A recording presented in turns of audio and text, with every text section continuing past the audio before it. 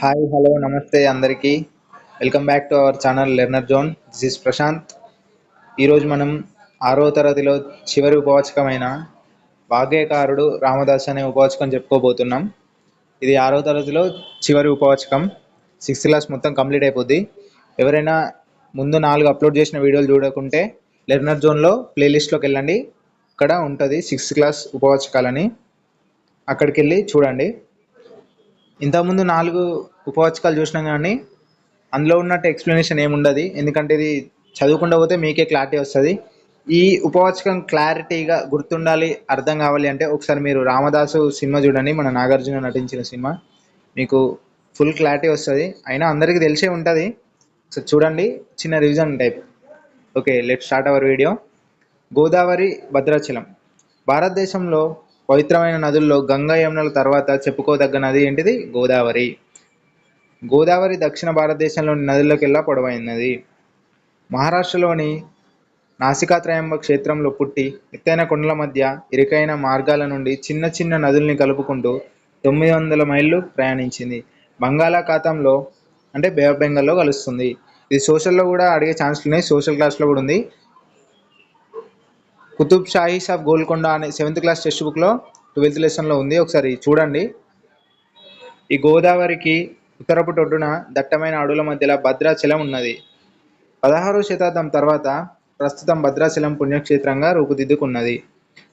భద్రాచలాన్ని భద్రాద్రి లేక భద్రగిరి అని కూడా అంటారు. గోల్కొండ రాజ్యం, తానష అంటే ఇవి సబ్ టాపిక్స్ అండి, ఇందులో ఇన్ఫర్మేషన్. దక్షిణ భారత రాజ్యాల్లో గోల్కొండ రాజ్యం కూడా ఒకటి. గోల్కొండను పరిపాలించిన రాజులు ప్రజల హితం కోరిన వారు. ఆ రాజుల మాతృభాష తెలుగు కాదు, వాళ్ళ మాతృభాష ఏంటంటే పర్షియన్, ఉర్దూ. తెలుగు చాటువుల్లో కనిపించే మల్కిబరాముడు గోల్కొండ ప్రభు అయిన ఇబ్రహీం కులీ కుతుబ్ షా అనేది అందరికీ తెలిసిన విషయం. ఈ మల్కిబరాముడు అని ఎవరినంటారంటే ఇబ్రహీం కులీ కుతుబ్ షా. ఇట్లాంటి బిట్స్లో మన ఎగ్జామ్లో అడిగే అవకాశం ఉంది, ఒకసారి చూడండి. 1కి 2 సార్లు చూసుకోండి. కుతుబ్ షాహీ వంశంలోని 4వ రాజు మహమ్మద్ కులీ కుతుబ్ షా కాలంలోనే నేటి హైదరాబాద్ నగరం నిర్మించబడింది. గోల్కొండ రాజ్యాన్ని పాలించిన చిట్ట చివరి రాజు ఎవరు? అబుల్ హసన్ కుతుబ్ షా. ఆయన ఏమంటారు? ఆయన బిరుదేంటి? తానాషా. తానాషా అంటే అర్థం మంచి రాజు అని అర్థం. తానాషా అంటారు, తానీషా అని కూడా అంటారు. అక్కన్న మాదన్నలు. అక్కన్న మాదన్నలు అనే వాళ్ళు తానాషా కొలువులో ఉండేవారు. అక్కన్న మంత్రిగా, దండనాయకుడిగా కూడా బాధ్యతలు నిర్వహించాడు. మాదన్న ప్రధానమంత్రి. మాదన్న అసలు పేరు సూర్యప్రకాశరావు.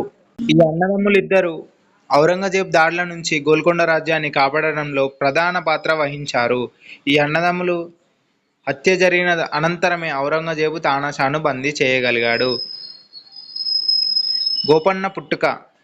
కంచర్ల గోపన్న ఖమ్మం జిల్లాలోని తాలూకా కేంద్రమైన నేలకొండపల్లి అనే గ్రామంలో క్రీస్తు శకం 17వ శతాబ్దంలో జన్మించాడు. లింగన్న, కామమ్మ తల్లిదండ్రులు. ఇంటి పేరు కంచర్ల గోపన్న. బాల్యం. గోపన్న అనే పేరు పెట్టారు. 5వ ఏట అక్షరాభ్యాసం చేశారు. గురువు అంటే కంచర్ల గోపన్న యొక్క గురువు శాస్త్ర పండితులైన రఘునాథ భట్టాచార్యుల వంటి వైష్ణవ దీక్షా గురువులు గోపన్నకు చాలా బాలరామాయణాన్ని తాత్పర్య సహితంగా చెప్పడం జరిగింది. తారక మంత్రోపదేశం. కమల సౌందర్యవతి గోపన్న యొక్క భార్య. ఓం రామయ నమః తారక మంత్రాన్ని కబీరు గోపన్నకు తారక మంత్రోపదేశం చేశారు. ఎవరు మంత్రోపదేశం చేశారు? కబీరు. శ్రీరామనామం మరువం మరువం సిద్ధము యమునికి మెరువం మెరువం అని కీర్తనలు పాడటం ప్రారంభించాడు. ఇతని మొట్టమొదటి కీర్తన ఏంటిది? ఇది శ్రీరామనామం మరువం మరువం సిద్ధము యమునికి మెరువం మెరువం. గోపన్న యొక్క కుమారుడు రఘురాముడు. ఒకనాటి రాత్రి కలలో గోపన్నకు రాముడు కనిపించి త్వరలో నీవు భద్రాచలానికి గోపన్న రామదాసు కావడం. గంజిలో కొడుకు పడి మరణించాడు. అంటే తన కొడుకు ఉన్నాడు కదా రఘురాముడు, అతను వేడి గంజిలో పడి మరణిస్తాడు.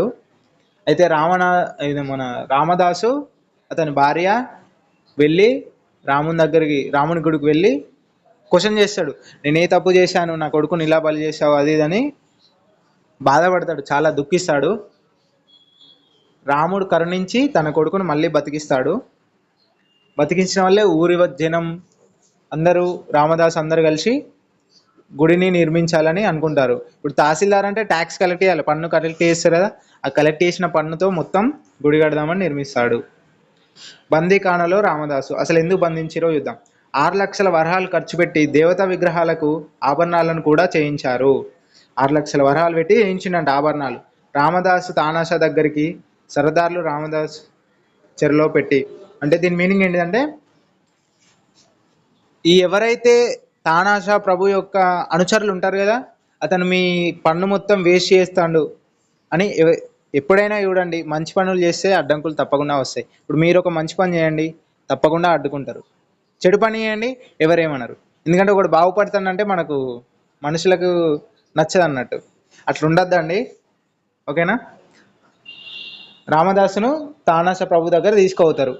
అడుగుతాడు, ఏంది నువ్వు చేసిన పని అని. తానాషా అంటే, నేను నా స్వతహా లాభం కోసం ఖర్చు పెట్టుకోలేదు, మన రాజ్య శ్రేయస్సు కోరి రామునికి గుడి కట్టించిన అని చెప్తాడు. తానాషా ప్రభు లోపల హ్యాపీ ఫీల్ అవుతాడు, ఎందుకంటే మంచి పని చేసిండు కాబట్టి. కానీ రామదాసును వదిలేస్తే ఇలాంటి తహసీల్దారులు చాలామందిని నియమిస్తారు కదా, వాళ్ళు కూడా ఇలానే వేస్ట్ చేస్తారు మనీ అని చెప్పి లోపల నవ్వుకొని బయటికి శిక్షిస్తాడు. రామదాసుని తానాషా కష్టపెట్టడం. బందీఖానా వాళ్ళ పెట్టే బాధలు పడలేక, నా వల్ల కాదు రామా అని మొరపెట్టుకునేవాడు రామదాసు. ఆ దెబ్బలకు తట్టుకోలేక రామదాసు, అబ్బబ్బా దెబ్బలకు తాళలేరహ రామప్ప గొబ్బున నన్నాదుకోరా అని దేవుడికి ప్రార్థించేవాడు. ఏమైనా స్పెల్లింగ్ మిస్టేక్స్ ఉంటే చూసుకోండి. జైలులో ఉన్న ఈ 12 సంవత్సరాల కాలంలో రామదాసు రామునిపై అనేక కీర్తనలు రాశాడు. ఎన్ని సంవత్సరాలు ఉన్నాడు జైల్లో? 12 సంవత్సరాలు ఉన్నాడు, ఓకేనా. తానాషా రామలక్ష్మణుల సంవాదం. రామలక్ష్మణులు ఇద్దరు తానాషా అంతఃపురంలోకి ప్రవేశించారు. ఇది రామదాసు ఇంత భక్తిపరుడు, ఇంత చేసిండు రాముని కోసం అని చెప్పి మన సీతమ్మ రామునితో చెప్తుంది, మీరు వెళ్ళి కాపాడండి అది అంటే. ఇక సీతమ్మ బాధ చూడలేక రాముడు వచ్చి కాపాడదామని వస్తాడు. ఎట్లా? రామోజీ లక్ష్మోజీ రూపంలో. అక్కడ ఒక సాంగ్ ఉంటుంది చూడండి, నన్ను బ్రోమని చెప్పవే సీతమ్మ తల్లికి అని ఉంటుంది చూడండి, బాగుంటుంది సినిమా ఒకసారి చూడండి, ఫుల్ క్లారిటీ, 100% మీకు న్యాయం చేస్తుంది సినిమా. రామదాసు భద్రాచలం చేరడం. రామదాసు రాగానే గోపుర ద్వారాలు తెరుచుకున్నాయి. అంటే మన రాముడు లక్ష్మణుడు వచ్చి అతను కట్టాల్సిన కప్పమంతా కడతారు. నైట్ వచ్చి రాజకళలోకి వచ్చి తెల్లారు లేచే వరకు అక్కడ నాణ్యాల కుప్ప ఉంటుంది.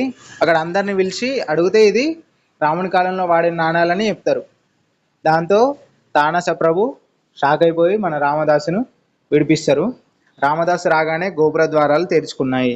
ఆనంద బాష్పాలతో రామదాసు, రామనామము బల్కవే పాపపు జిహ్వ రామనామము బల్కవే అంటూ రామనామ కీర్తనం చేశాడు. రామదాసు దాశరథి శతకం రాశాడు.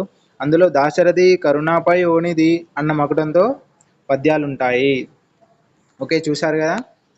ఇదండి వాగ్గేయకారుడు రామదాసు ఉపవాచకం. మీరు చదువుకోండి ఒకసారి, ఫుల్ క్లారిటీ వస్తుంది. ఒకసారి సోషల్ టెక్స్ట్ బుక్ కూడా చూడండి, 7th క్లాస్లో ఉంటుంది, కుతుబ్ షాహీ ఆఫ్ గోల్కొండ అని. అందులో ఈ తానాషా ప్రభుల గురించి ఉంటుంది. సోషల్లో కూడా యూజ్ అవుతుందండి. మీరు ఏది నేర్చుకున్నా ఎటు పోదండి, నాలెడ్జ్ ఎప్పుడైనా యూజ్ అవుతుంది, ఓకేనా అండి. యూట్యూబ్ ఛానల్లో జాయిన్ కండి. Daily current affairs and news papers అక్కడ అవైలబుల్ ఉంటున్నాయి, ఫ్రీ మెటీరియల్ అంతా. Okay, thank you for supporting. All the best.